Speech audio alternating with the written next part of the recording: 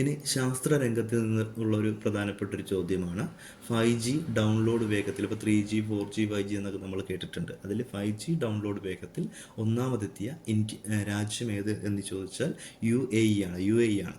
2023 ഡിസംബറിൽ അറബിക്കടലിൽ സൊമാലിയൻ കടൽ കൊള്ളക്കാർ റാഞ്ചിയ ചരക്ക് കപ്പൽ ആണ് MV റൂവാൻ. അപ്പോൾ MV റൂവാനാണ് 2023 ഡിസംബറിൽ അറബിക്കടലിൽ സൊമാലിയൻ കടൽ കൊള്ളക്കാർ റാഞ്ചിയ ചരക്ക് കപ്പൽ. ITTF ഗവേണിംഗ് ബോർഡ് അംഗമായി തിരഞ്ഞെടുക്കപ്പെട്ട ആദ്യ ഇന്ത്യക്കാരൻ ആര് എന്ന് ചോദിച്ചാൽ വിറ്റ ഡാനിയാണ്. അപ്പോൾ വിറ്റ ഡാനിയാണ് ITTF ഗവേണിംഗ് ബോർഡ് അംഗമായി തിരഞ്ഞെടുക്കപ്പെട്ട ആദ്യ ഇന്ത്യക്കാരൻ.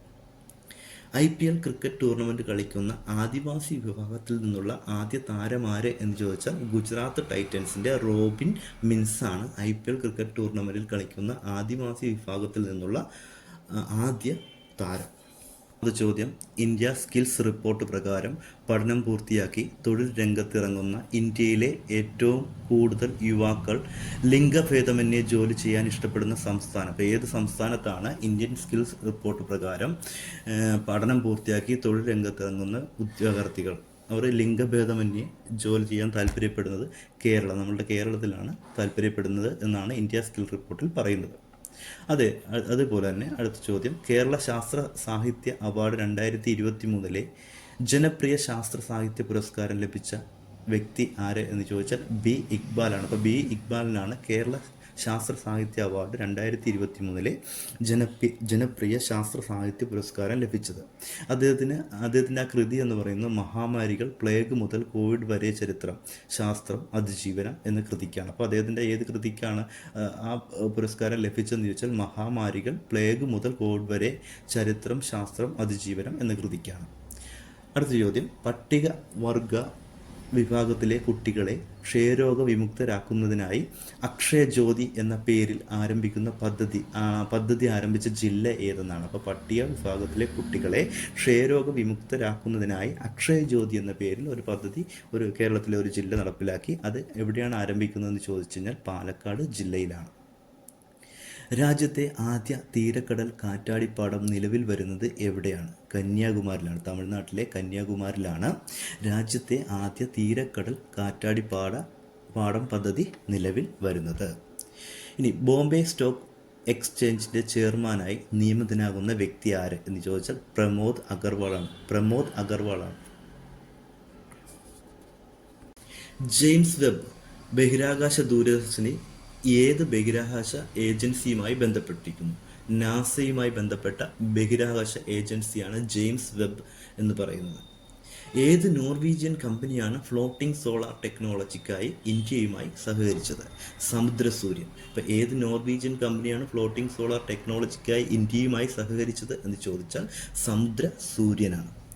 2024 ഏപ്രിൽ 30 പ്രഖ്യാപിച്ച ഇന്ത്യയുടെ 2020 ലോകകപ്പ് 2024 ടീമിൽ ഉൾപ്പെടുത്തിയിട്ടുള്ള കേരളത്തിൽ നിന്നുള്ള ഏക ക്രിക്കറ്റ് താരത്തിൻ്റെ പേര് അല്ലെങ്കിൽ ആരാണ് ആ ക്രിക്കറ്റ് താരം എന്ന് ചോദിച്ചാൽ സഞ്ജു സാംസണാണ്. അപ്പോൾ 2024 ഏപ്രിൽ 30 പ്രഖ്യാപിച്ച ഇന്ത്യയുടെ 2020 ലോകകപ്പ് 2024 ടീമിൽ ഉൾപ്പെടുത്തിയിട്ടുള്ള കേരളത്തിൽ നിന്നുള്ള ക്രിക്കറ്റ് താരമാണ് സഞ്ജു സാംസൺ.